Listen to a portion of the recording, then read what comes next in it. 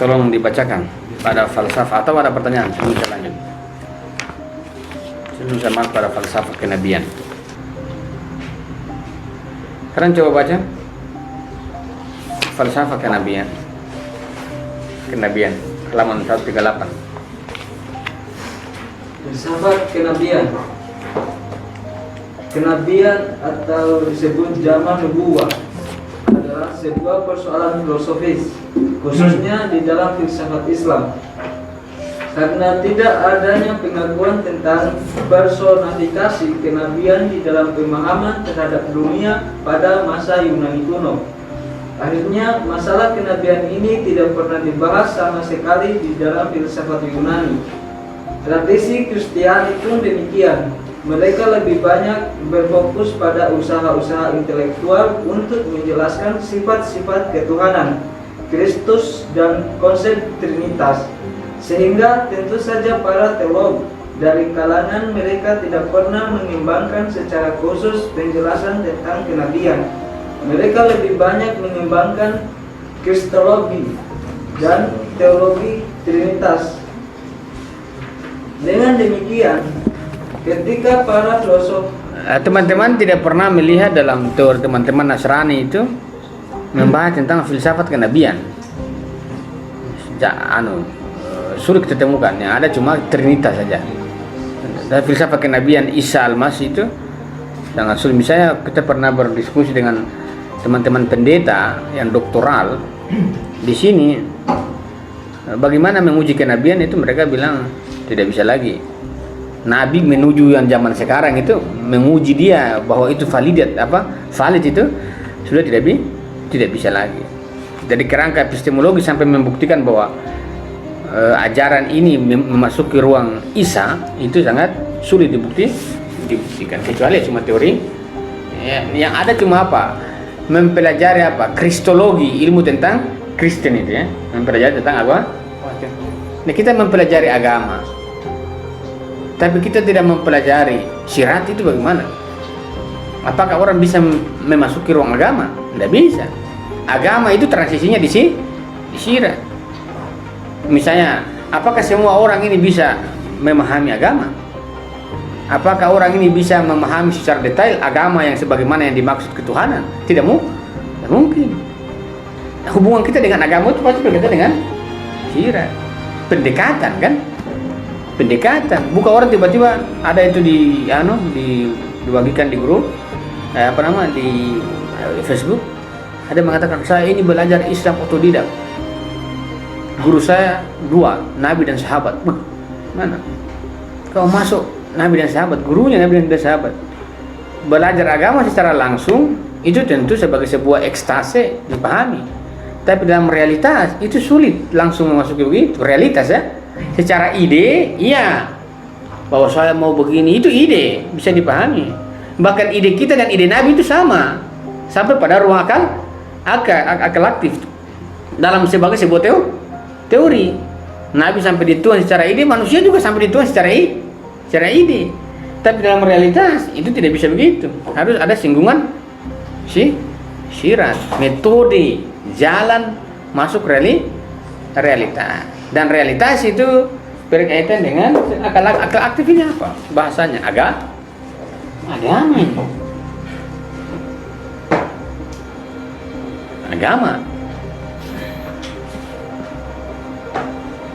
Dari kita memahami agama sebagai sebuah pengetahuan. Lanjut. Dengan demikian, ketika para filosof muslim membahas masalah ini, tentu saja mereka mencari pijakannya di dalam wilayah filosof yang benar-benar baru. Beberapa filosof muslim yang awal, misalnya Ibnu Sina dan Al-Farabi, lebih banyak mengacu pada pandangan peripatetik mereka, membahas konsep kenabian di dalam konteks pemahaman rasional fakultas kognitif manusia yang di dalamnya akal pahaman diisi dengan realitas objek-objek akal melalui hubungan itisal dengan akal aktif. Akal aktif ya. Ini akal aktif. Jadi dimatakan realitas objek akal melalui hubungan objek akal ya, melalui hubungan dengan akal aktif. Apa objek akal itu? Berhubungan dengan akal aktif. Manusia jiwa berhubungan dengan akal aktif. Yang itu berkaitan dengan objek akal. Objek akal itu pasti bicaranya adalah nabi, syirat masuk ruang akal aktif, itu ada transisi ke kenabian. Sini nabi. Kalau kita mengatakan begini, di sini ada filsafat kenabian. Jadi syirat itu kalau kita bahasakan dalam mazhab Sunni, itu syirat itu.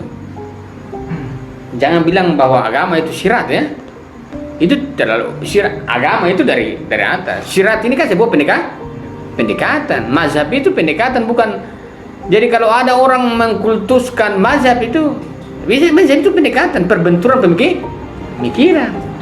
Tinggal diuji saja. Saya punya pemikiran lebih kuat ya. Itu lebih diuji kan. Teman-teman salaf juga punya pandangan tentang agama. Semua begitu kan. Jadi syirat itu pendekatan. Kalau bahasa iya. Kalau dalam filsafat misalnya dikatakan mazhab peripatetik, mazhab iluminasi, itu pendekatan memahami filsafat. Islam itu tarikan syirat itu dalam maknanya adalah sebuah cara metode memasuki agama. Metode memasuki agama itu paling penting syirat. Syirat itu adalah bicara syariat alamnya, dan itu berkaitan dengan kenabian.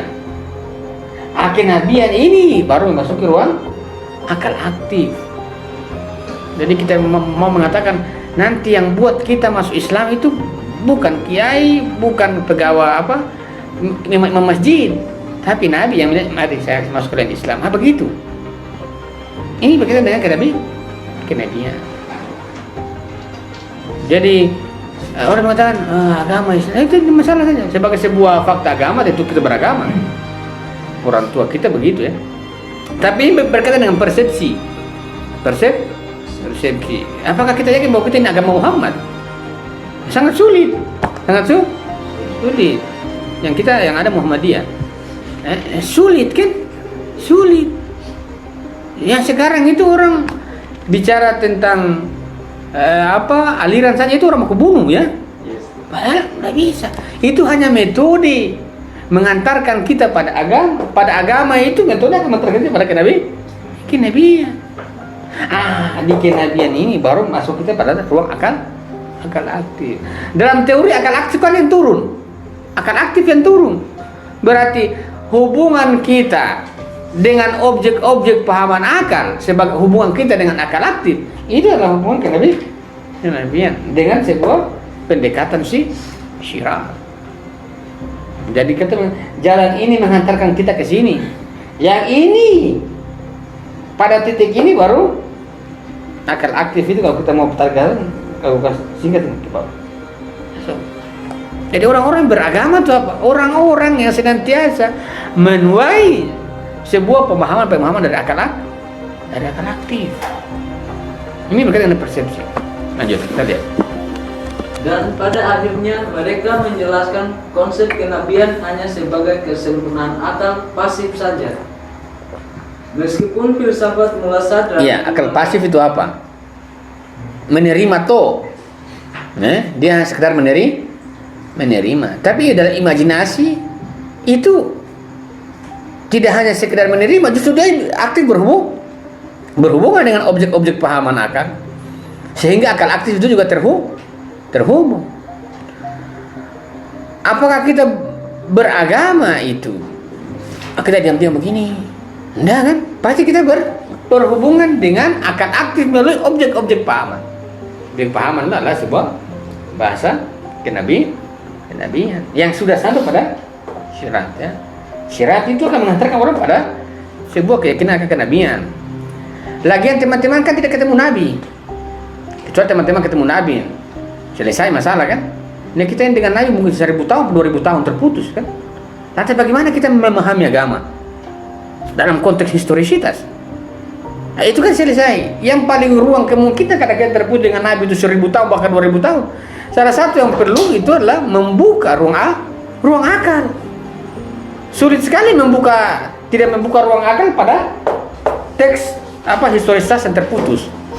Maka ruang akal itu akan memasuki sebuah pendekatan realitas sebagai sebuah kebutuhan akal aktif. Itu kenapa lah? Sebuah arti kenabian. Jadi kita meyakini, makanya katakan bahwa sepeninggalku adalah umat yang terbaik. Itu bagaimana tuh umat yang terbaik? Sudah mati tapi kita terus berhubungan. Sudah meninggal ya. Bagaimana cara berhubungan? Dengan apa?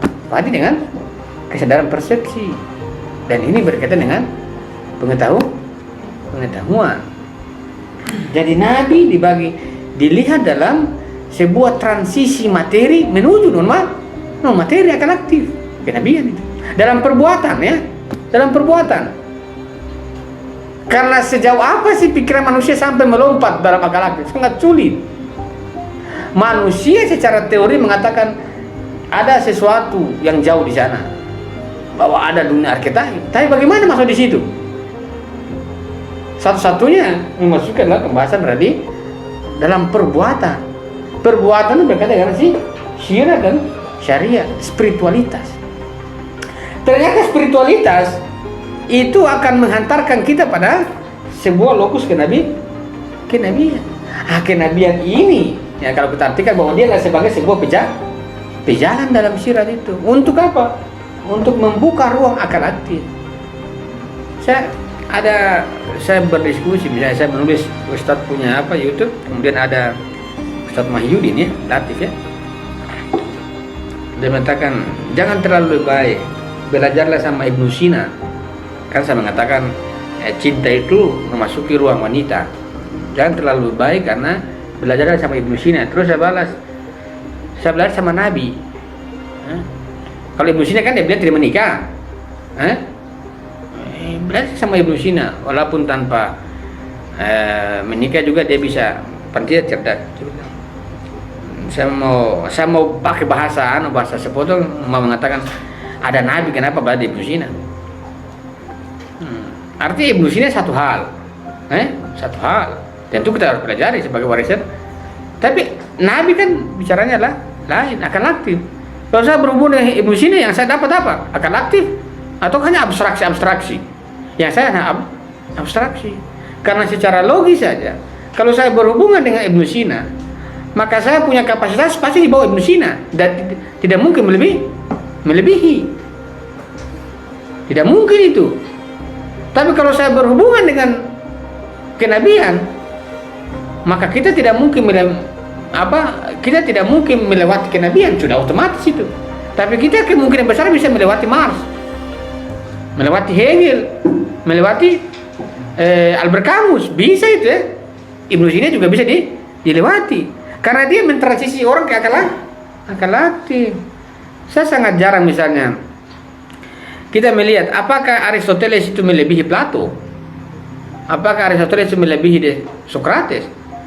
Sekiranya kalau Aristoteles itu melebihi Plato, melebihi Socrates, coba pelajari Aristoteles, kemungkinan besar dia menggunakan metode yang berbeda.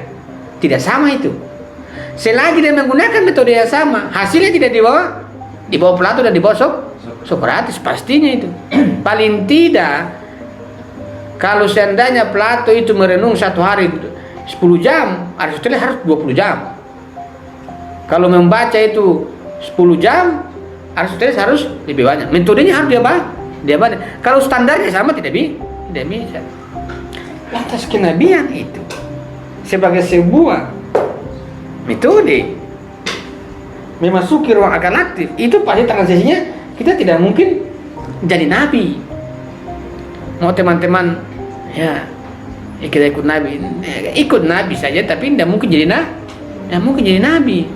Tapi kemungkinan besar mendapatkan ruang akal aktif itu ada. Pencerahan dari atas itu ada. Lanjut. Meskipun filsafat muladhara menggunakan model dan beberapa istilah teknis yang sama, namun muladhara berbeda dengan para pendahulunya.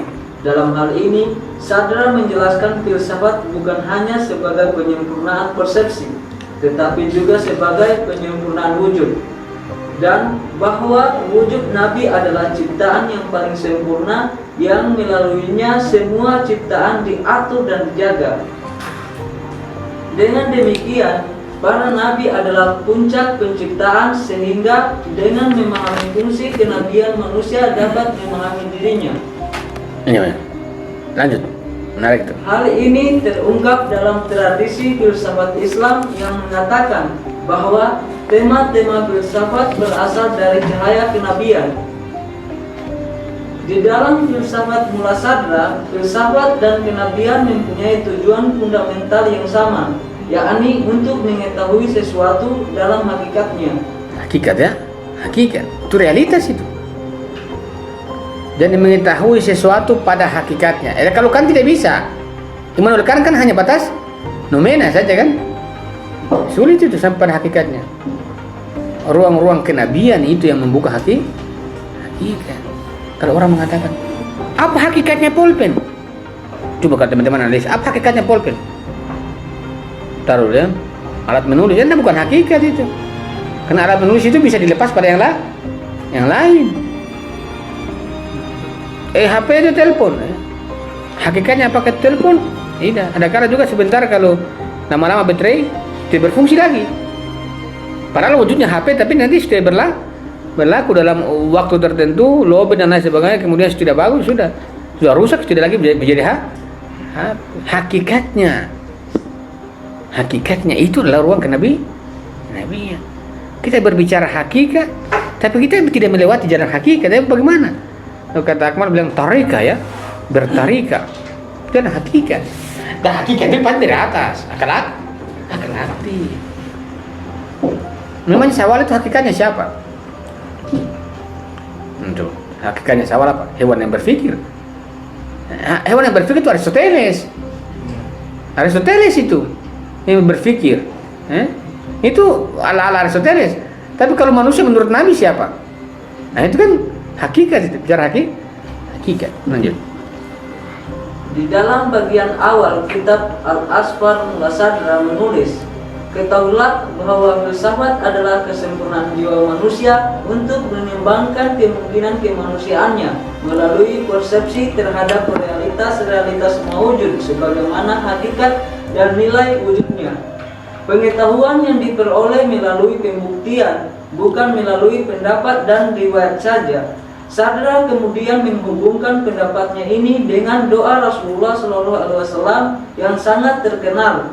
Ya Allah, tunjukkanlah kepadaku segala sesuatu sebagaimana adanya.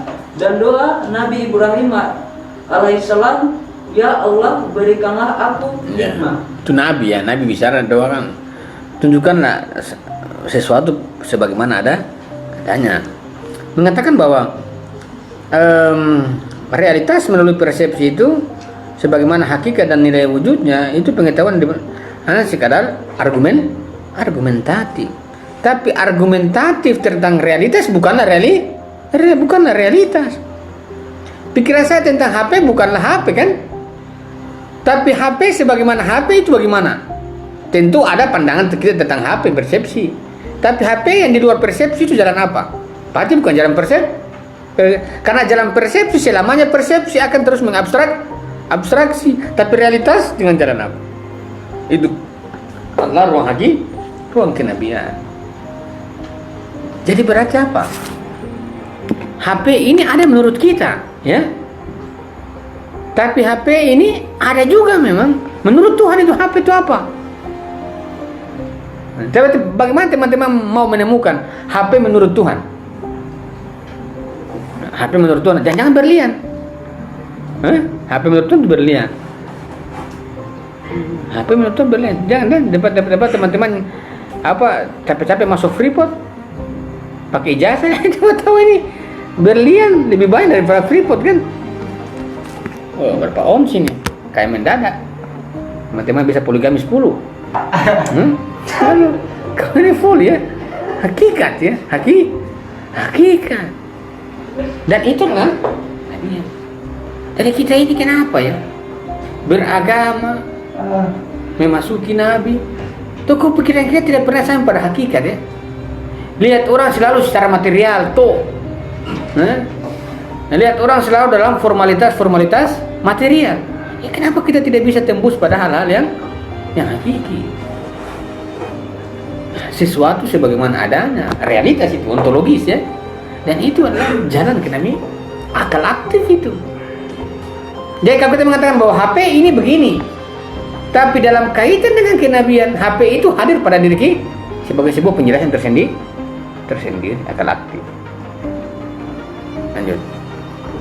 Dengan demikian, kenabian dan filsafat mempunyai titik akhir yang sama dalam pencapaian tingkatan tertinggi, yakni akal. Nabi dan filosof memahami realitas akal tanpa perlu berantara lagi. Di samping itu, di dalam Al-Syawahid, Ya, jadi filosof dan nabi itu dalam teori akal itu sama. Teori akal. Kita mengatakan alam arketaip, itu nabi juga biasa alam arketaip. Sama dalam teorema ya, teorema akal itu nabi memahami secara akal juga alam arketaip, bahwa akal begini-begini, berapa tingkat. Filosof juga teman-teman kalau baca bukunya siapa?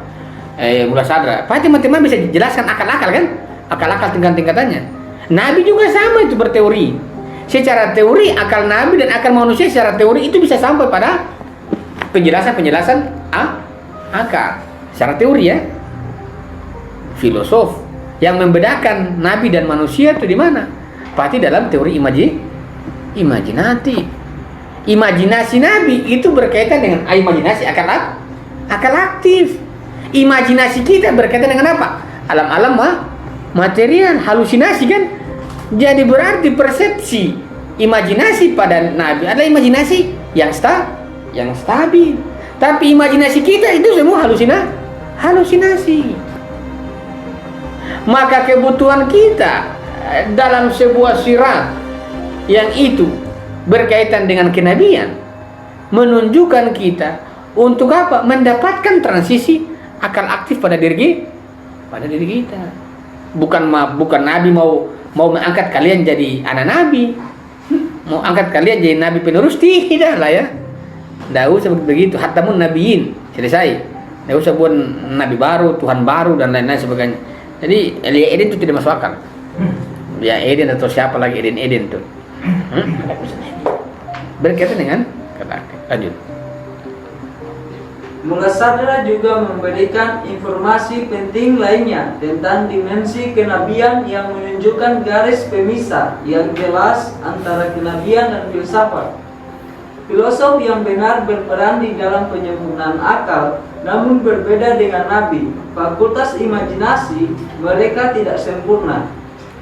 Melalui kesempurnaan akal dan fakultas imajinasinya, para nabi mentransformasikan realitas akal ke dalam representasi imajinar yang dapat menyingkap hakikat realitas manusia. Artinya realitas akal kan akal aktif. Dalam teori kenabian, akal aktif ini imajinasi kenabian itu disebut apa? Intuisi metafisik. Intuisi metafisik itu nabi saja. Kita ini intuisi apa? Intuisi yang lain material. Akal aktif itu realitas akal kan di sini. Archetype realitas akal itu berkaitan dengan imajinasi kenabian. Ini yang membedakan filosof. Kalau filosof dengan nabi secara akal itu sama dalam teori. Artinya bahwa filosof juga itu mau sampai pada kesempurnaan akal. Nabi juga iya. Secara teori itu bahwa sempurna akal kita kan begitu. Mau itu secara teori itu begitu. Orang-orang yang semester 2 belajar filsafat, akal saya sempurna. Itu teori padahal dia sempurna amat. Tapi secara teori begitu kan? Secara teori itu bahwa kita punya akal itu harus sempurna. Lantas ini nabi juga begitu. Secara teori, secara realitas itu perbedaan dengan filosof adalah imajinasi kenabian. Imajinasi kenabian berasal dari realitas stabil, akal aktif. Sehingga realitas akal aktif pada imajinasi kenabian itu bisa mentransformasikan pada realitas yang kita sana. Tapi kalau manusia tidak. Kalau kita mengatakan begini, manusia nabi, Ini kesempurnaan adalah akal aktif. Sempurnaan akal. Filosof juga sampai di sini. Secara teori ya. Secara teori itu. Teman-teman banyak cari buku mencapai teori itu, teorinya saja. Akal ini begini, akal begini ya, itu kayak orang seakan-akan sudah sampai arah. Itu teori-teori saja itu. Akal aktif, akal malakuti, akal sudah. Sampai kita juga istilah akal juga kita pusing. Akal malakuti, akal sensitif, banyak sekali akal ya. Teori akal itu banyak sekali tingkatannya. Itu cara teori harus sampai disempurnakan akal. Tapi yang membedakan satu, kesempurnaan. Nah, di sini imajinasi Nabi. Imajinasi Nabi ini berasal dari sini. Sempurna ini akal Nabi. Karena jiwa imajinasi yang berasal dari akal aktif pasti sempurna perbuatan. Stabil kan perbuatan Nabi. Coba kita secara teori akal aktif, imajinasi bukan dari sini. Perbuatan kita setengah-setengah minus kan. Dalam tindakan itu, melihat tindakan kenabian itu semua perlu peran-peran imajinatif. Makanya tidak tentu dalam falsafah itu kita mengatakan bahwa harus pas asal-asalan primer. Maka akal aktif ini memasuki ruang imajinasi kenabian pasti jelas lah. Teman-teman tinggal baca riwayat sejarah kenabian kan. Tidak pernah mencuri, berbohong pun tidak. Bahkan dilamar sama hadis. Ini teman-teman dilamar sama janda, enggak. Berbohong tiap hari mungkin satu hari tidak, 2 hari berbohong. Pagi, sore, malam. Berbohongnya. Atur waktu lagi sistematis. Imajinasi kenabian itu adalah imajinasi akal aktif. Sempurna jiwanya menjadi akal aktif dan itu perbuatan. Maka pertemuan manusia dengan kenabian adalah pertemuan imajinasi kenabian dengan Nabi dalam imajinasinya. Itu berkaitan dengan tindakan. Karena kenapa? Karena kita tidak mungkin memasuki imajinasi kenabian dengan begini. Ayo kirim. Tidak begitu kan? Hanya kenabian yang tersempurna akalnya, jiwanya, dengan akal aktif yang memasuki imajinasi, sehingga dalam tindakannya itu stabil. Bukankah kita mengatakan jiwa yang aktual perbuatan kan? Maka imajinasi kenabian yang berasal dari akal aktif itu teori pada tindakan.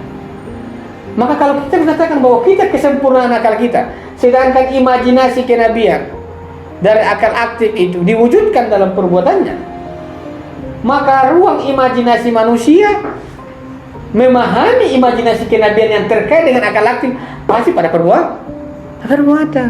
Allah mengatakan apa? Uswatun hasanah ya, bagi teladan. Teladan saja.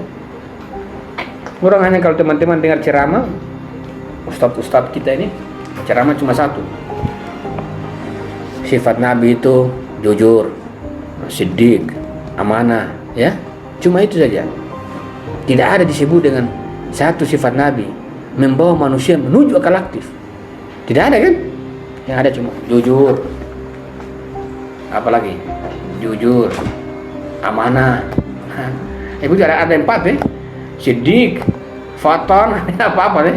Ada 4 itu tahu kalau setiap dengar ceramah tuh. Isra Miraj. Jujur, amanah. Apa begitu ya? Dari SD sampai sudah mau mati nih, jujur, amanah. Itu terus begitu terus. Tapi sangat sulit orang menyambung ini, karena kita kan mau di tentu itu bagaimana jujur. Nabi kan jujur, sehingga akal aktif pada Nabi, imajinasinya ini. Maka apa?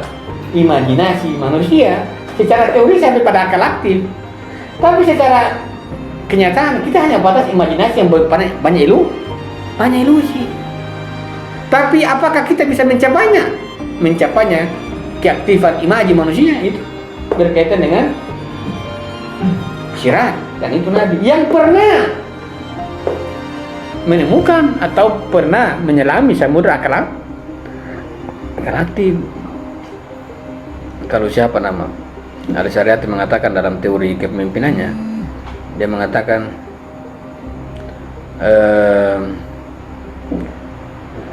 kebutuhan kita pada idola itu mau menjadi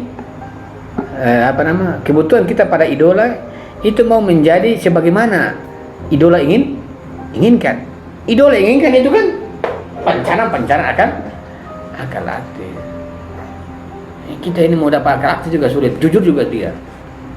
Percaya Nabi berbohong tiap hari. Percaya Nabi, semua serba terpotong.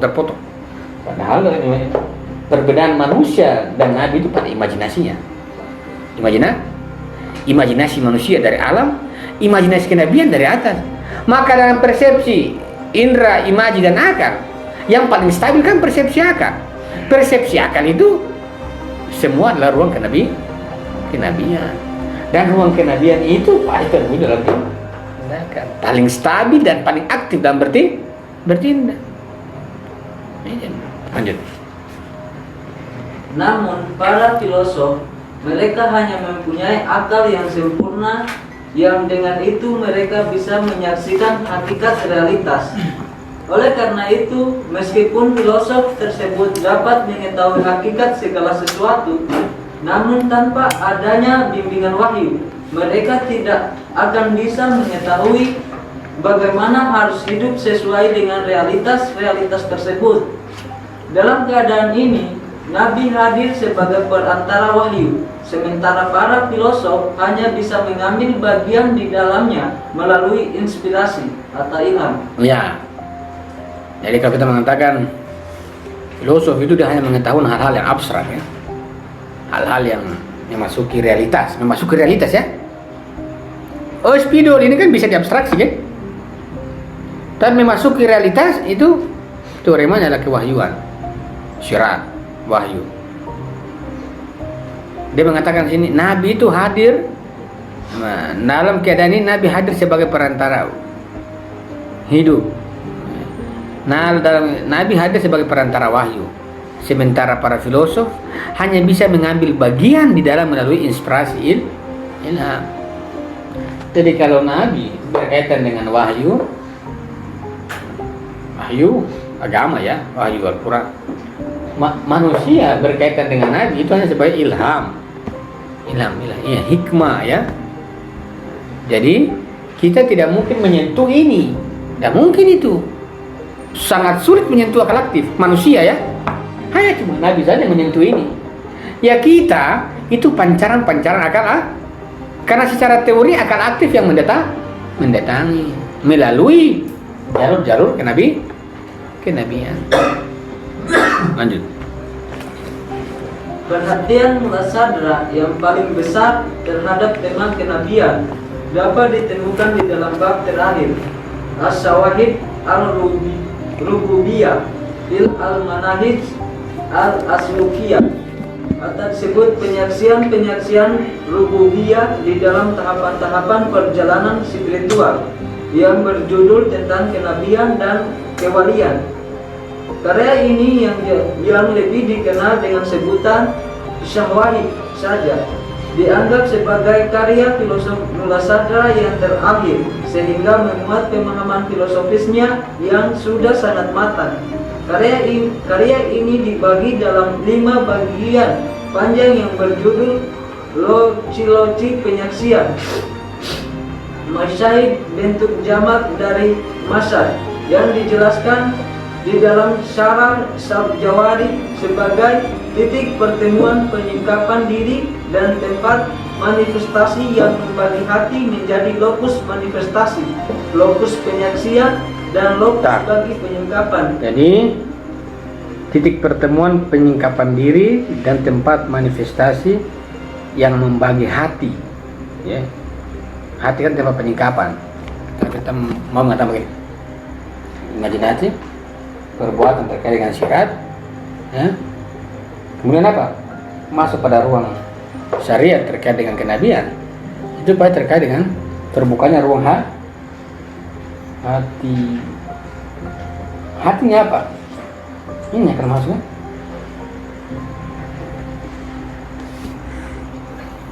Tiga, penyingkapan. Dia mengatakan sini hati itu punya fungsi satu, lokus manifestasi, itu fungsi hati pertama. Kedua, penyaksian. Kalau lokus manifestasi kan berarti dia tempat pancaran. Kemudian penyaksian, kita saksikan yang dipancar itu. Yang ketiga, penyingkapan dari cahaya wujud. Yang keempat, apa? Lokus manifestasi, penyaksian, lokus penyingkapan, dan bahkan untuk penyingkapan pengetahuan. Karena subjek bagi hikmah ilahi adalah realitas setiap itu. Jadi yang keempat adalah penyingkapan pengetahuan. Lanjut, yang kita lihat penjelasannya. Karena subjek bagi hikmah ilahiyah adalah realitas wujud. Setiap lokus dibagi lagi menjadi beberapa penyaksian yang lebih kecil sebagai petunjuk dan penjelasan. Dan setiap penyaksian disusun dari beberapa iluminasi yang sebenarnya ini penjelasan lebih detail. Mungkin teman-teman nanti masuk pada 500 sesi ya. Pertemuan teologi 100 sesi itu pasti lo-celosnya dibahas. Hati itu di sini ada pintu-pintu ilmu, di sini kunci-kunci ilmu, di sini ada bahtera-bahtera ilmu, begitu. Hati, penyingkapan, penyaksian, penyingkapan, manifestasi, penyaksian, dan itu dibagi lagi. Penyaksian dibagi lagi, penyingkapan dibagi lagi, semua dibagi dalam tur hati itu ya. Kalau penyingkapan ke ilmu. Tapi paling tidak kita mengatakan bahwa imajinasi yang aktual pada perbuatan aksiologi biasa itu ya, perbuatan biasa itu. Filosofi itu kan akal yang aktual dalam perbuatan kan, tindakan-tindakan yang biasa-biasa, berbuat baik tapi tidak selamanya konsisten kebaikan. Tapi berkaitan dengan realitas dia kan syirat dan syariat. Yang ini kita lakukan akan berkaitan dengan kenabian. Jadi syirat dan syariat ini menghantarkan kita pada kenabian. Nah, kenabian ini sebagai sebuah imajinasi akal aktif. Maka secara teorema dalam kaitannya dengan syirat dan syariat terkait individu akan terpancar akal aktif pada jiwa manusia. Maka kalau kita mengatakan tadi bahwa imajinasi kenabian itu berkaitan dengan akal aktif yang terpancar pada imajinya, jiwanya, sehingga bentuk perbuatannya itu ada semua cerminan akal aktif. Maka jiwa manusia yang terpancar hati, kita bicara pakai teori jiwa ya. Jiwa manusia atau hati yang mengikuti ruang kenabian, tentu ini sudah selesai ya. Syirat, syariat menghantarkan kita pada jalan kenabian ya. Di kenabian itulah akal aktif itu masuk pada relung jiwa kita. Itu yang akan menghantarkan kita masuk pada realitas hati ya. Makanya saya diskusi di teman-teman grup legenda itu tentang itu kebanyakan inspirasi terlalu banyak main game legend itu loh. Legend ya, game legend itu kan ada satu senior satu kerja cuma main game legend 10 tahun main game legend tuh.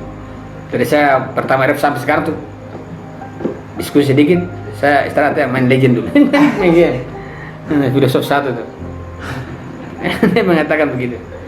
Akal itu masuk di realitas lewat hati. Tapi hati itu sangat sulit dimasuki kalau tidak lewat syirat dan syariat dan kenabian. Untuk apa? Untuk jiwa itu, hati itu terpancarlah akal aktif, sehingga dari itu terdorong masuk realitas. Lah bagaimana yang abstrak itu masuk realitas, sedangkan abstrak itu dengan realitas adalah hal yang berbeda. Yang sesuatu yang dimungkinkan untuk masuk realitas adalah sebuah yang identik dengan realitas. Realitas itu apa? Akal aktif yang bersemayam pada jiwa manusia, yang itu akan melahirkan apa? Perbuatan masuk pada Jadi ada perbuatan yang didorong oleh akal manusia, tapi ada perbuatan yang didorong oleh jiwa, akal aktif, hati. Hati itu yang masuk pada ruang realitas yang paling dalam. Memasuki, menuju hakikat. Filosof coba buat baik. Bagaimana cara berbuat baik? Baik saja. Menurut kamu baik sudah. Nah itu begitu. Tapi masuk di realitas. Ini masuk di realitas ya. Masuk di realitas. Jadi kita makin memasuki ruang realitas, itu yang ada apa? Yang adalah terpancar ilmu makin tinggi kan? Karena sebuah imajinasi yang dalam teori masyarakat dan syariat makin nabian. Karena ini berkaitan dengan imajinasi, akal aktif yang akan kelak terpancar pada jiwa kita, maka makin mendekati kita itu ruang realitas melalui jalan kenabian. Makin dekat terus orang memasuki realitas dalam tindakan-tindakannya berhubungan dengan realitas, dan itu adalah sebuah metode kenabian. Itu sebenarnya dia mau membuka tabir-tabir ilmu, terpancar makin masif kita masuk di realitas dengan sebuah perantara kenabian itu, maka masih itu pula pancaran-pancaran akal aktif pada diri manusia tersingkap. Ini dari atas ya, akal aktif. Dari bawah teman-teman tinggal baca buku saja, yang merenung aja selesai. Dari bawah itu baca saja. Tapi ini kita bicara dari langit-langit. Ya kan, dari langit-langit kan bagus. Langit. Jadi kalau kita bicara aktivis itu, kalau demo pulang itu dapat pencerahan. Akal aktif masuk ya. Demo. Yang penting demo yang berakhlak Nabi. Jangan orang demo tutup jalan semua. Orang caci maki kita. Akal aktif terputus, tidak masuk di jiwa kita. Yang ada hijab. Hijab kan? Hijab. Ini dalam tindakan hati ya. Bagaimana kita berdemo dengan hati bisa melukai hati-hati manusia. Tentu dalam strategi demo bisa-bisa saja. Tapi berbicara tentang hati dalam tindakan, pancaran ilmu, sulit sekali kita menyakiti hati-hati orang. Karena kita bekerja dengan akal aktif. Kalau hanya akal-akalan tidak masalah. Ini akal aktif. Ya. Selesai demo, Allah Akbar. Saya pancaran. Saya ada tercerahkan ini. Ada wujud yang terpecahkan. Wah, itu bagus ya. Demo kritik abri pulang. Saya selesaikan teori matematika nih. Ada pancaran tadi baru masuk. Wah, itu kan menarik. Ini kita tidak. Ada lapar. Ya sudah, tidur lagi. Ada pancaran. Ini aktif. Dan setiap penyaksian disusun dari beberapa iluminasi yang sebanyak penyingkapan diri dan cabang-cabang ilham. Lokus penyaksian terakhir diberikan khusus untuk fungsi kenabian. Lokus ini dibagi menjadi 2 penyaksian dan 19 iluminasi sesuai dengan tema-tema yang terbentang dari derajat-derajat manusia sampai penetapan kenabian, juga sampai kepada rahasia-rahasia hukum agama dan aspek-aspek lahir dan batinnya. Iya. Jadi kalau misalnya kita melihat bicara kehakikian kenabian, misalnya kita menjelaskan agama atau perintah atau syariat hukum, dalam teori kita kan orang-orang filosof menjelaskan kan kita sudah terhibur ya. Bagaimana kalau Nabi itu menjelaskan salat ya? Saya yakin orang mati dengar tuh ya. Orang dengar langsung mati tuh. Kalau Nabi yang menjelaskan tentang hakikatnya salat, ini kita mendengar kunci-kunci ibadah. Nah, kalau bukan ada kunci-kunci ibadah, kalau kita baca, wah enak. Atau lihat ustaz saya menjelaskan, wah bagus sekali salat. Bagaimana kalau Nabi yang menjelaskan salat? Saya yakin orang mati tiap hari. Salat ini mati pingsan mati terus itu ya. Menjelaskan hakiki ya, kehakikat realnya. So bagaimana Imam Ali kalau tidak salah. Ketika dia menjelaskan apa? Bismillah ya kalau tidak salah. Itu sahabatnya dia langsung mati. Baru jelaskan berapa kata, mati. Bayangkan, masuk mati. Dari bah menjelaskan itu tapi kita mati nih, bagaimana coba itu? Menjelaskan tentang rahasia Bismillah, mati. Sahabatnya mati. Sudah. Itu kenabian. Jadi Nabi itu dia akan menyingkap apa bahasa syariat. Dia mengetahui itu syariat. Lagian toh dia yang berjalan kan? Berjalan. Maka tentu dia tahu itu semua makna-makna dalam syariat. Mau jadi jin bisa, ilmu kabal bisa, guna-guna juga bisa kan banyak ya. Dalam teori ini ya. Nah, kenabian. Baik mengungkapkannya begitu. Bagaimana bisa saya yang berjalan di jalan itu saya tidak tahu jalan itu, pasti dia tahu batin-batinnya semua itu bisa diungkap. Beliau makan kambing saja itu ditaruh racun, kemudian kambing berbicara, jangan makan saya ada racun. Kalau kita sate, baik mau racun ke apa libat? Kalau kita kan begitu. Waduh, racun, kami menyatakan racun. Dia tidak makan kan? Bagaimana bisa dia berdosa kalau semua batu-batu bicara bilang jangan berbuat dosa itu? Bagaimana bisa orang berbuat dosa? Mau makan kambing kan jangan ada racun. Mau minum air bilang jangan ada racun. Lantas apakah bisa ada teorema dosa kena di dia?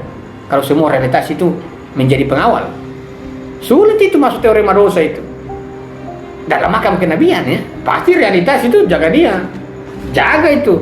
Ini ada kalau kata Soeharto itu semua dinding itu mata-matanya.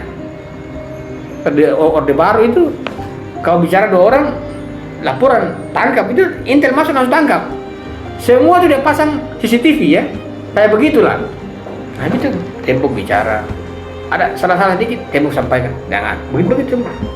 Maka sangat sulit kita menjelaskan sebuah predikat kenabian ini pada basis-basis yang tapi dalam hukum-hukum ilmiah dia berlaku hukum ilmiah. Misalnya kalau walaupun dalam imajinasinya itu aktif, dalam tindakan beliau itu adalah perbuatan stabil dalam sebuah ikatan syariat yang kuat. Tapi dalam hukum ilmiah beliau juga kena hukum ilmiah, sakit, jatuh cinta kan? Jatuh cinta. Makan kan? Kalau ada orang yang tidak makan lucu itu lewat Nabi lagi. Nabi itu makan, hukum ilmiah makan. Salat. Apa lagi? Jatuh cinta. Kan begitu. Dalam hukum ilmiah, tapi dalam imajinasinya, apapun hukum ilmiah yang dia temukan tidak merubah kestabilan dalam akalnya dan imajinasinya. Karena apa? Karena hanya berkaitan dengan akal aktif. Jiwanya itu cuma berkaitan dengan akal aktif terus begitu. Makan. Apa lagi? Tidur kan? Nabi kan begitu. Apakah teman-teman pernah lihat Nabi pernah tidur? Tidur juga lah, walaupun sudah 1 jam. Tidur. Makan juga. Walaupun makan itu tidak sama dengan kita makan. Sedikit saja makan. Kita kan banyak. Tapi begitu ya. Dalam hukum ilmiah itu semua berlaku sama. Dan kalau ada orang sampai melewati Nabi itu pasti menjalimi, itu pasti bukan Nabi itu. Makan, Nabi juga makan. Jatuh cinta ya Nabi pada jatuh cinta lah sama Bunda Khadijah kan. Bahkan istri poligami juga banyak kan. Kalau ada laki-laki jomblo ya sudah, kita juga bingung mana salat sunnah dan mana salat wajib. Ini salat sendiri terus. Allahu Akbar, mana makmum? Tidak ada. Ya seperti salat sunnah kan.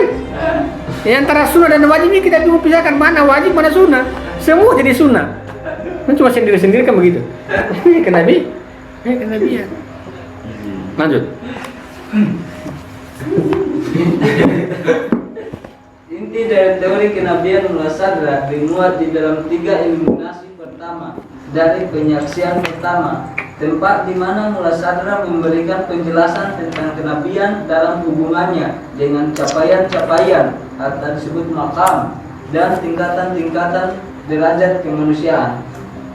Karenanya bagian lanjutan bab ini tidak akan bisa dipahami tanpa adanya pemahaman yang jelas tentang prinsip-prinsip yang dijelaskan pada bagian ini. Baca di bawah tuh, manzil keempat. Manzil keempat adalah alam manusia.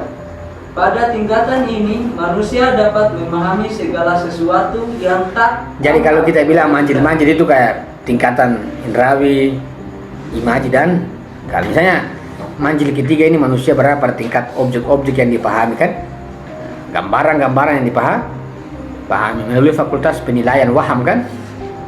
Waham itu di sini katakan apa? Yang sama dengan akal yang jatuh. Waham itu akal yang jatuh. Di mana fakultas penilaiannya mengatur yang sama dengan akal yang jatuh. Fakultas penilaiannya mengatur semua fakultas-fakultas dan memfungsikan seperti akal, namun tidak dapat memahami objek-objek yang diterima akal kecuali objek-objek yang partikular. Itu manjil itu begitu. Yang keempat kita lihat. Manjil keempat adalah alam manusia. Pada tingkatan ini, manusia dapat memahami segala sesuatu yang tak tampak pada indera dan yang tersembunyi pada imajinasi dan fakultas penilaian. Inilah alam roh yang disebutkan di dalam Al-Quran dan telah aku titipkan ke dalamnya ruhku. Walaupun tiga manajil pertama secara teknis merupakan bagian dari alam manusia, namun hanya pada manjil keempatlah manusia bisa menjadi makhluk spiritual dan bisa disebut sebagai manusia atau disebut al-insan. Dalam penjelasan waham, ilusi kan bisa deh, ilusi. Tapi kalau mau memahami secara detail tentang akal aktif itu berkaitan dengan kenabian. Jadi kenabian itu apa? Membuka mata batin akal manusia untuk apa? Memahami sesuatu yang itu lebih kecil dari apa? Waham, lebih kecil dari indrawi dan hayat. Ruh ya. Telah kutiupkan ruh. Allah menutupkan ruh pada diri manusia. Teman-teman paham bagaimana? Dia menyatu pada, makanya dikatakan apa? Jiwa manusia itu apa? Alam ketiga, wujud ketegangan ya. Karena ada apa? Karena ada yang stabil, ruh memasuki akal aktif, dan ada yang tidak stabil dari bawah kan? Nah, itu dipahami dan harus kita memahami diri kita. Makanya tadi dalam paragraf awal, orang yang memahami fungsi kenabian itu orang-orang yang memahami tentang dirinya, mengetahui hal-hal yang sifatnya apa? Akal aktif, ruh ya dari atas. Dalam perbuatan itu berkaitan dengan kenabian. Karena dia syarat syariat nabi di sini berjalan bersama-sama pejalan, mengikuti yang berjalan itu. Sama halnya, memang yang membuka tabir ini siapa? Yang membuka tabir ini siapa? Yang membuka tabir pintu ini, pintu akal aktif itu siapa? Dan mungkin manusia yang membuka. Pasti kunci tabir ini itu pasti di kenabian. Kalau teman-teman Ahlul Bait mengatakan nabi dan keturunannya kunci-kunci keilmuan kan? Kunci ilmu itu kayak gudang dibuka, kunci ya, kunci. Yang tahu buka kunci kan? Membuka ini. Kalau kita mau kasih sederhana, manusia, nabi, ini ilmu. Kalau nabi dengan akal aktif itu terus begini saja, terus. Manusia mau sini, cukup di sini.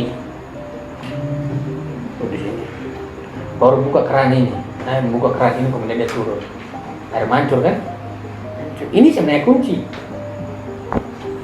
kunci akal aktif. Tapi kalau nabi dan akal aktif itu tidak pakai kunci dia terus.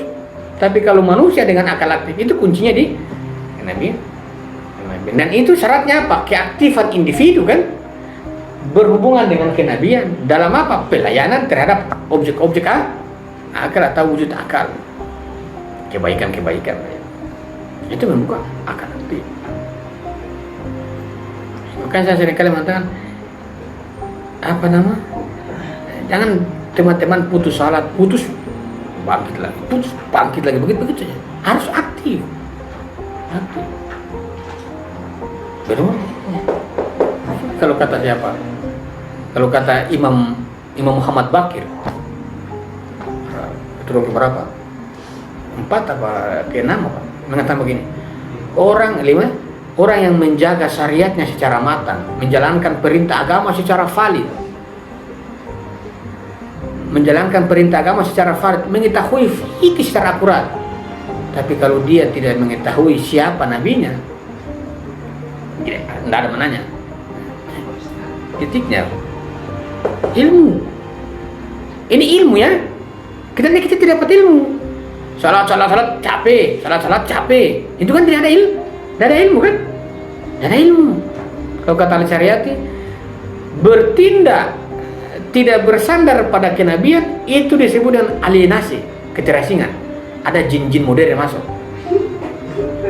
Jin-jin modern. Ya, jin-jin modern tahu nggak? Masuk ngerubah kan itu. Di sini mengatakan yang mengenal fungsi kenabian itu mengenal dirinya. Salah satu dirinya berkaitan dengan apa? Ruh kan? Ucapkan ruh. Siapa yang mengenal dirinya, mengenal Tuhannya. Siapa yang mengenal Nabi, dia tahu dirinya. Main kalau bahasa-bahasa pakai persepsi. Itu masuk realitas tuh. Sentuhan realitas. Dan itu berkaitan dengan hati karena nanti masuk di realitas tindakan manusia. Lanjut. Dalam menjelaskan kualitas manusia yang telah mencapai nabi ini, Mulassadra mengatakan, di dunia ini pintu-pintu langit terbuka baginya sehingga dia bisa menyaksikan ruh-ruh tersingkap dari hijab wadah-wadahnya. Mulassadra punya teori aneh-aneh.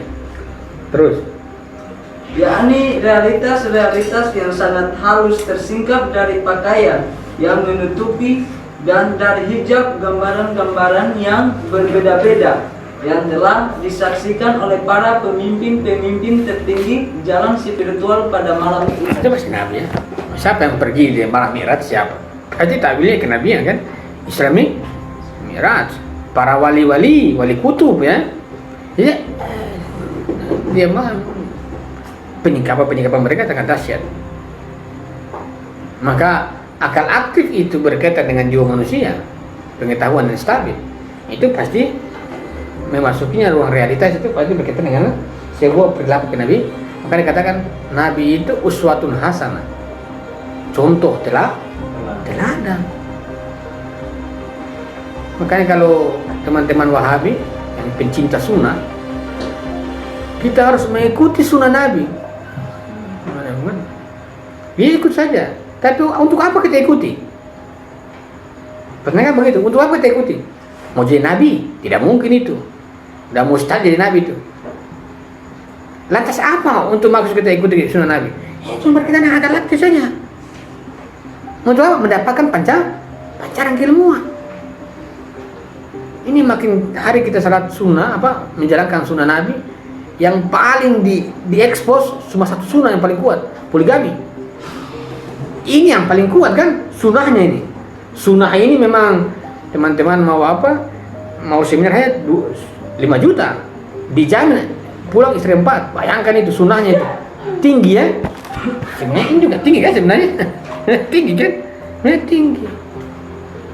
Berkaitan dengan jalan ke Nabi. Transisi ke Nabi itu maksudnya apa? Syirat, syariat, Nabi. Nabi ini baru masuk akal aktif. Akal aktif. Lanjut. Akal aktif. Mulassadra percaya bahwa manzil ini telah dicapai oleh para filosof seperti Plato, Socrates, Pythagoras, Empedokles, dan Aristoteles. Ketika keluar masuk ke dalam alam indrawi yang lebih sering dialami oleh mereka yang berada pada 3 manazil. Manzil tadi itu yang waham ya. Jadi katanya siapa nama? Mulassadra. Aristoteles cuma mentok-mentok di manzil ketiga. Waham itu. Mereka itu sudah keluar masuk di situ, itu kuasai alam itu. Lanjut. 3 manazil pertama dapat dimisalkan dengan berjalan di atas tanah, maka memasuki realitas rahasia. Alam manusia sama dengan berjalan di atas air. Di atas ini masih ada lagi satu tingkatan yang sama dengan berjalan di atas udara. Inilah alam para malaikat. Gimana tuh ini? Ini akan aktif ya? Teorem kenabian, syirat, spiritual dan kenabian. Menurut dia, Socrates, Plato, Aristoteles, Pythagoras itu berjalan di atas tanah. Tapi mereka tidak bisa berjalan di atas air. Ada juga berjalan di atas udara itu. Manjil ketiga itu di atas, berjalan-jalan di atas air. Indrawi kan? Bawa mati tanah. Tapi kalau sudah naik di air, masuk manjil keempat. Berjalan di atas udara itu pasti alam malaikat. Alam malaikat itu pasti cuma ini saja yang masuk akal aktif. Cuma Nabi yang berkomunikasi. Kita mungkin semua bisa berjalan di tanah, tapi cuma Saul pergi di pantai baru lari di atas air. Gerosablen mungkin. Tidak mungkin. Ya, tidak mungkin. Tapi kalaupun ada, ini spiritual. Habis itu masuk pada berjalan di atas udara. Berjalan, bukan terbang, berjalan. Ini manjil. Lanjut. Terlihat ini masuk akal aktif juga. Makanya wajar itu kalau kita melihat orang-orang yang dalam ketekunan spiritualnya itu bisa naik di atas air, terbang ya. Nah, itu begitu ya. Itu berkaitan dengan manjil-manjil yang mereka. Apakah teman-teman pernah lihat Plato terbang? Teman-teman pernah melihat Aristoteles lari di atas air? Tidak ada itu. Penting cuma abstrak ya. Tidak masalah. Tapi kalau memasuki mau memasuki alam selain alam tanah, air dan itu pasti berkaitan dengan manzil kenabian, titik kenabian. Makanya kata Aristoteles bahasa di situ ruang keimanan. Lanjut. Muladhara kemudian melihat bahwa 3 alam, indra, manusia, malaikat, yang terdiri dari beberapa tingkatan, maqamat dan manazil manusia bersesuaian dengan fakultas-fakultas indra, imajinasi dan akal. Di antara alam-alam ini terdapat alam setan yang bersesuaian dengan sesuatu yang dipahami oleh fakultas penilaian. Iya. Jadi kalau teman-teman ini belajar filsafat, nanti Tuhan kasih kirim iblis filsafat. Bersesuaian itu, godaannya itu begitu. Kalau teman-teman hanya tidak belajar filsafat, aneh-aneh itu. Setan aneh-aneh yang tidak punya kelas. Tapi kalau teman-teman masuk dalam ruang filsafat, itu nanti yang dikirim juga itu yang iblis juga pernah kajian tuh. Yang itu begitu. Jadi tergantung kan derajat kemanusiaan kan. Teman-teman belajar begini, yang datang itu iblis-iblis yang kalau teman-teman kelas falsafah tuna, iblis juga falsafah tuna dikirim. Masuk di ruang persepsi, iblis itu yang kelas persepsi yang datang. Bagaimana kan sudah diskusi sampai lupa aja kan? Itu kan diskusi persepsi tuh sampai lupa aja. Nah, sudah iblis persepsi kan masuk. Nanti kalau masuk pada teorema aksiologi atau agama, nanti iblis yang kalau mau di ruang perbuatan itu yang iblis juga lebih sadis itu berbuat. Ya, berbuat baik ya. Kemudian bilang saya tidak mau sebut iblis yang itu lagi. Jadi di mana makam kalian, di situ iblis masuk dengan kualitas yang setara. Kecuali pada makam kenabian dia tidak bisa sentuh. Dia hanya bermain dalam pura-puraan. Nah, itu dia bermain dalam samar-samar itu tinggi iblis itu. Kadang-kadang kita lihat pura-pura baik itu banyak. Jadi siap-siap saja Emon. Nanti kamu dapat goda dari iblis persepsi, iblis falsafat tuna, pengantar epistemologi sudah tumbang. Tidak lolos ya.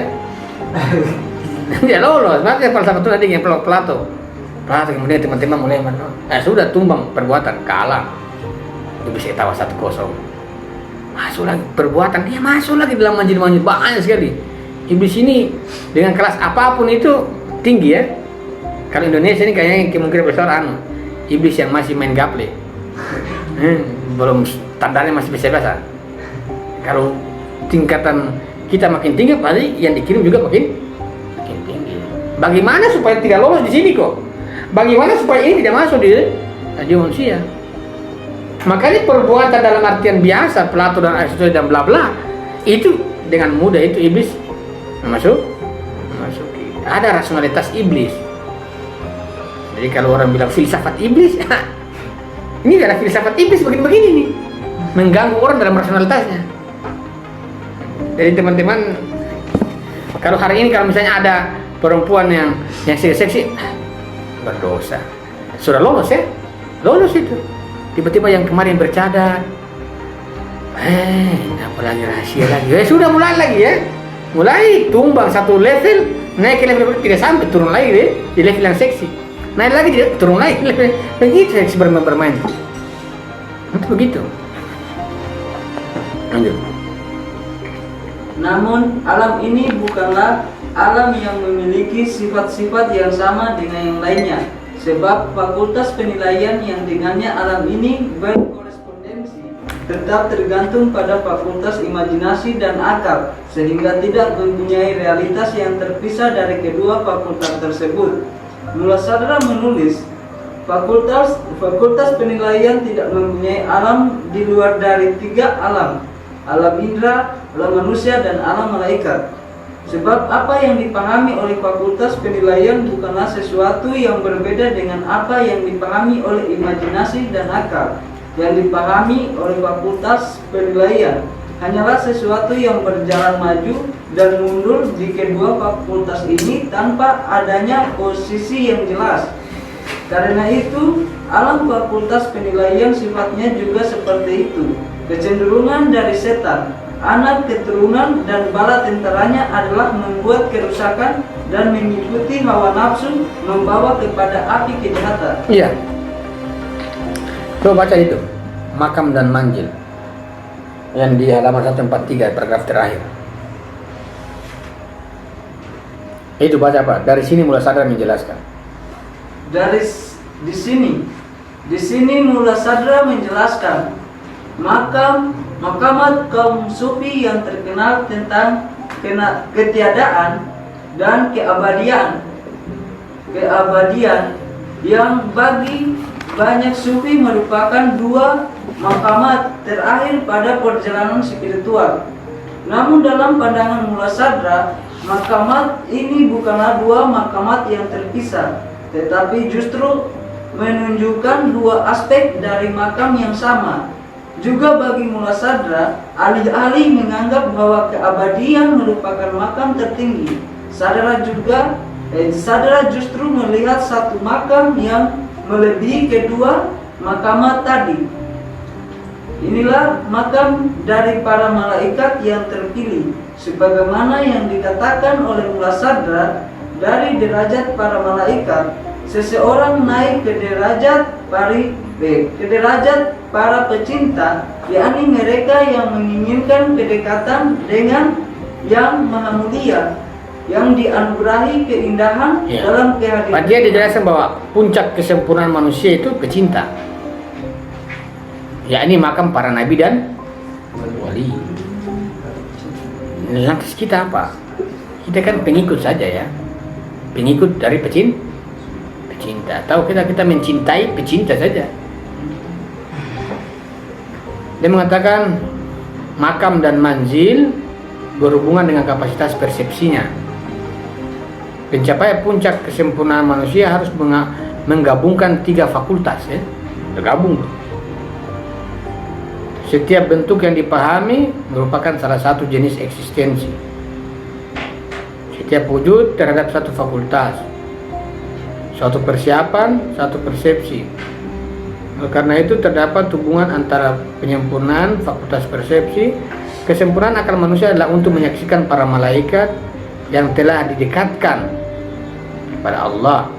Alih-alih menggunakan imajinasi untuk mendiskusikan tingkat berikutnya, Mulasadra justru membicarakan fakultas pemisah yang merupakan imajinasi dalam fungsinya untuk menyimpan bentuk-bentuk pahaman. Penyempurnaan fakultas pemisah bentuk adalah untuk menyaksikan bentuk-bentuk dasar dan melihat sesuatu yang tak tampak. Jadi fakultas pemisah itu dalam teorema awal, pemisah ini cuma di sini. Ini pemisah ini.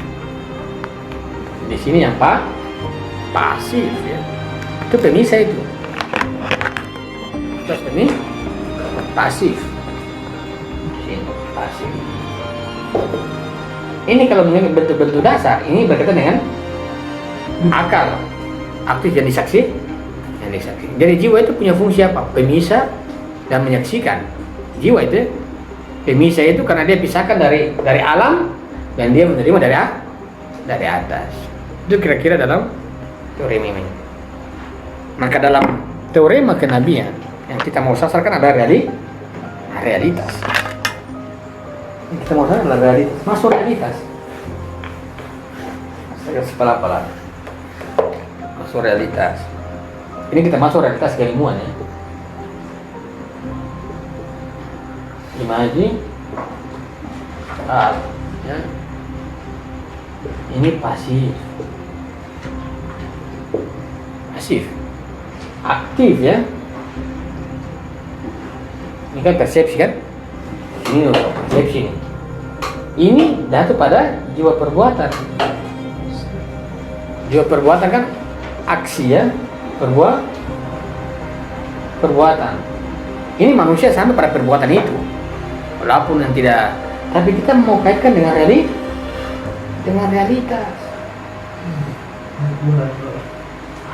Kenapa dengan realitas? Karena secara persepsi itu kita hanya berkaitan dengan sebuah aktualitas yang sifatnya apa? Universal. Tapi yang dimaksud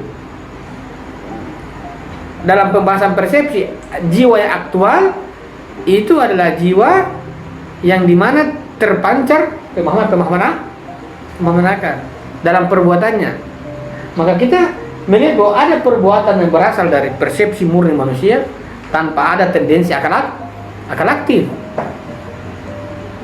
Tapi kalau berkaitan dengan realitas, itu harus apa? Berkaitan dengan posisi pancaran ilmu akal aktif. Yang ini harus masuk di sini. Kalau kita mau balik, untuk apa? Dia masuk pada ruang jiwa sehingga terjadi perbuatan di sini.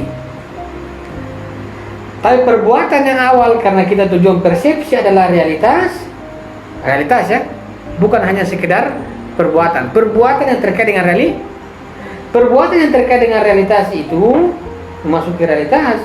Di situ ada sebuah kehendak bebas itu dalam artian memilih mau berbuat biasa-biasa saja ataukah berbuat dalam kehendak realitas ini berkaitan dengan apa? Syirat ya. Syirat kan? Syirat ini berkaitan dengan kehendak. Tapi kalau perbuatan ini perbuatan yang memang murni dari filosof kita, murni dari pemikiran kita. Misalnya berbuat baik sudah berbuat baik saja. Tapi apakah perbuatan baik menurut kebaikan rasional kita itu masuk di realitas apa tidak? Kan begitu. Kalau masuk pada realitas, dibukalah jalan syirat. Tapi syirat itu kata tadi Agus harus diuji kan? Harus diuji dengan kehendak bebas manusia. Maka syirat ini dipilih dengan kehendak dalam mengikutinya. Maka dalam syirat itu akan lahir dalam pemanaan apa? Syariat.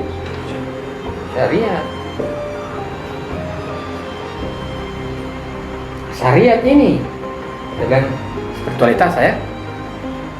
Karena kita tidak mungkin bersyariat tanpa syirat dulu kan? Jalan baru masuk di syariat. Syariat ini baru masuk di apa? Nabi. Syariat. Nabi.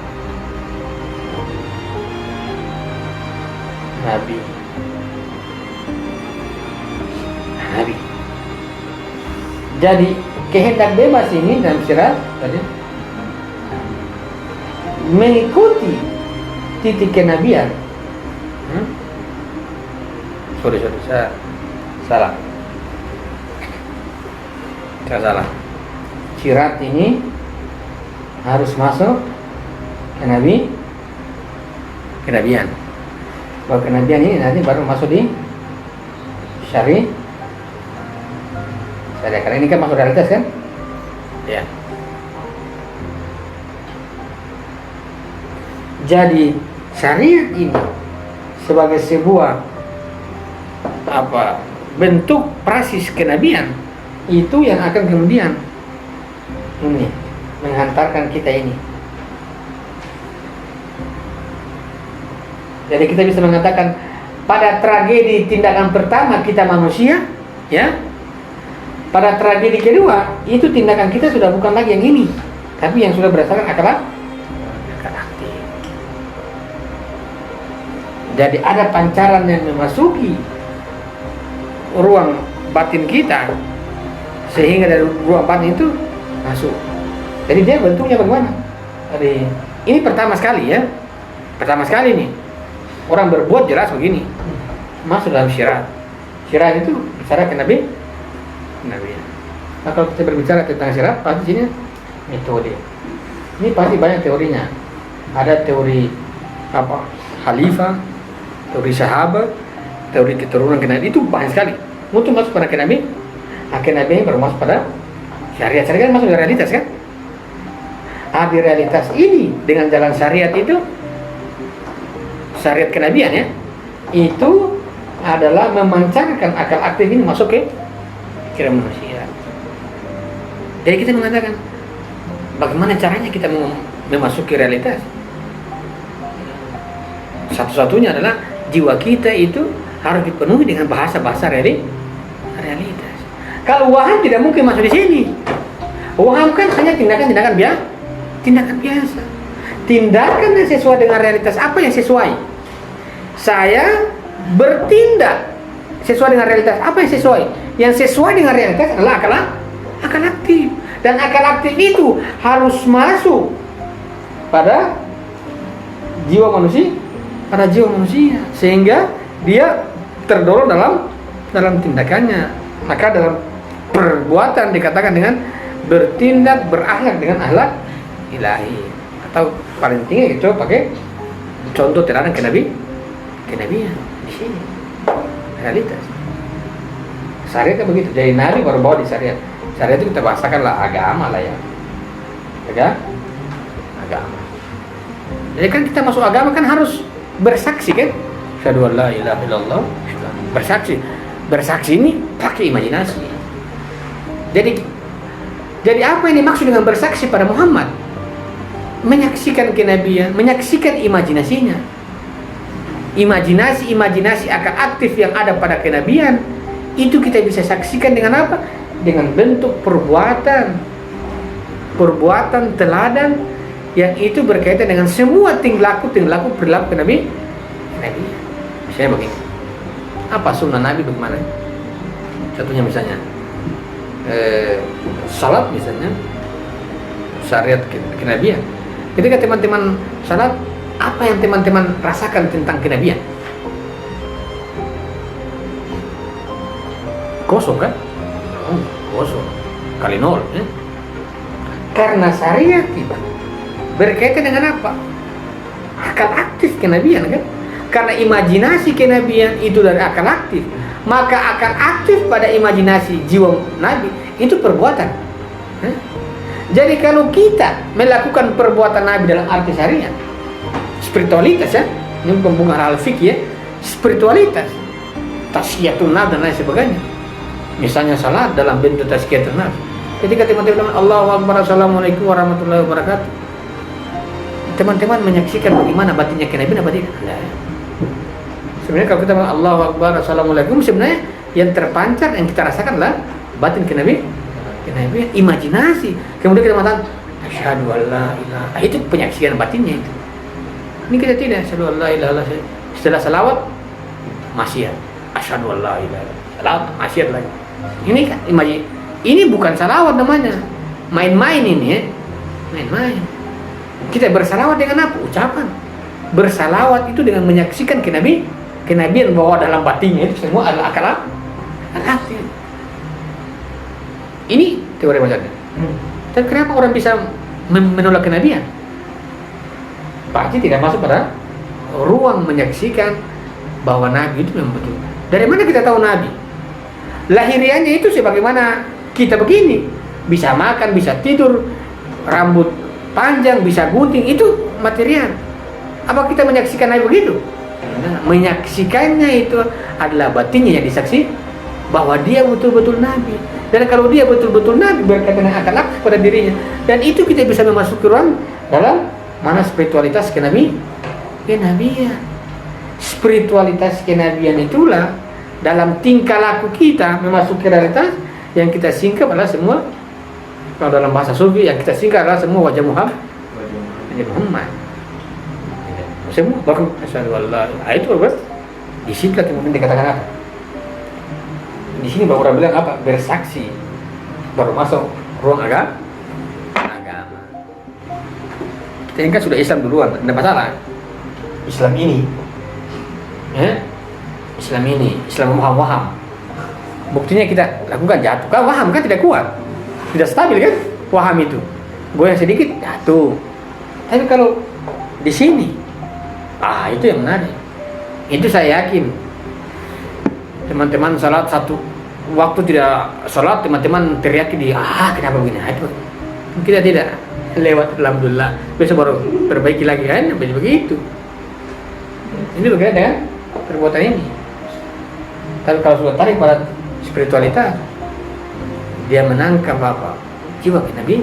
Kata Nabi, kalau kalian apa yang saya ketahui, kalau kalian apa yang saya ketahui ini, jika kalian ketahui apa yang saya ketahui, kalian tidak pernah ketawa, menangis terus. Tapi di atas pertanyaan, bagaimana kita bisa mengetahui itu? Penjelasan kenabian itu adalah sesuatu yang berkaitan dengan pahaman, kan begitu? Mau Nabi menjelaskan tentang hakikat, tetap itu pahaman.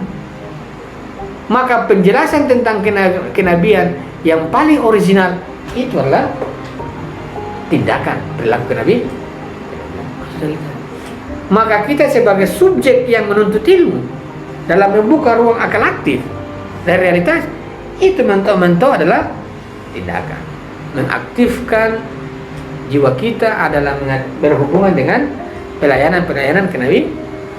Ini adalah transisi masuk akal aktif dalam perbuatan. Kalau memang itu terstimulus secara terus menerus, berarti akal aktif akan terus terbuka. Kata Abu Sandra, bumi dan langit itu terbuka semua pintu-pintunya. Jadi Lailatul Qadar tiap hari ya, masuk ini. Jadi fungsi kenabian dalam persepsi itu adalah fungsi akal aktif. Jadi kalau kita melihat dalam transisi pengetahuan, sebagaimana saudara mengatakan, untuk menguatkan struktur dan paradigma pemikiran, itu adalah sebuah kekuatan paradigma bisa terbentuk dalam pikiran kita, diwujudkan dalam perbuatan. Jadi perbuatan itu yang menguatkan ini, yang menstabilkan jiwa kita itu apa? Hayalan? Tidak mungkin. Perbuatan ini yang menstabilkan jiwa kita, dan itu adalah ini yang masuk kan? Pengetahuan akal aktif masuk pada jiwa manusia itu stabil. Maka dalam perbuatan juga akan terdapat sebuah kestabilan. Adalah fungsi kenabian. Ada disebut dengan apa? Teorema nanti kesucian. Kalau bicara kenabian pasti itu. Jadi dia mensucikan manusia dan lain sebagainya. Kira-kira begitu. Dan itu harus divalidasi dalam syirat, wahyu dan lain sebagainya. Tinggal dibuktikan. Apa pertanyaan?